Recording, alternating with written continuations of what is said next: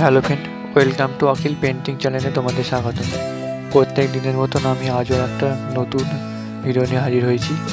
আজ আমি কোনো রকম সিনারি ড্রয়িং বা কোনো রকম ড্রয়িং যে সিম্পল ড্রয়িং সেভাবে আমি দেখাবো না।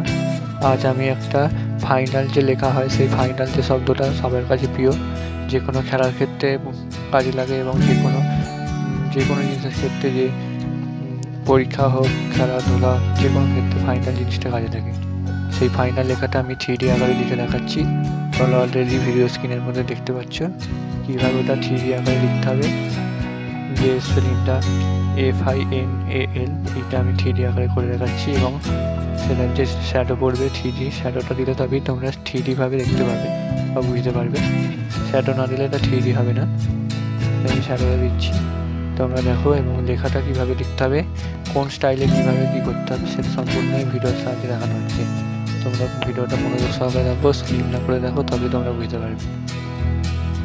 দেখো এবং লাস্ট অক্ষরটা আমি শ্যাডো দিচ্ছি।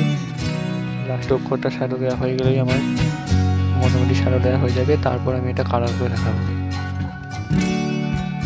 দেখো পুরোপুরি আমার পেন্সিলতে শ্যাডো দেওয়া হয়ে গেছে, অথবা আমি পেন্সিল দিয়ে করছি না, এটা আমি স্কেচ পেন দিয়ে করছি, যাতে ভালোভাবে তোমরা ভিডিওটা বুঝতে পারো। এবার আমি এটা শ্যাডোটাকে ভরাট করছি। অক্ষরটাতে কোনো কালার দেবো না, শুধু শ্যাডোটাতে কালার দেবো। এই কালারটা আমি ক্যামেল রং দিয়ে করছি। তোমরা চাইলে স্কেচ পেন, মার্কার পেন অথবা তুলি রং দিয়েও করতে পারো।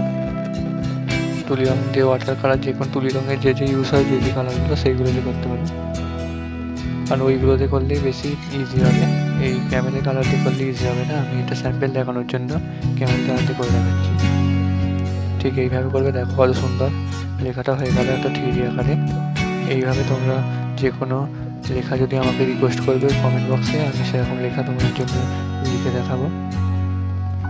এবং কেমন লাগলো অবশ্যই কমেন্টে জানাবে। ভালো লাগলে সাথে লাইক করবে, বন্ধুদের সাথে শেয়ার করবে।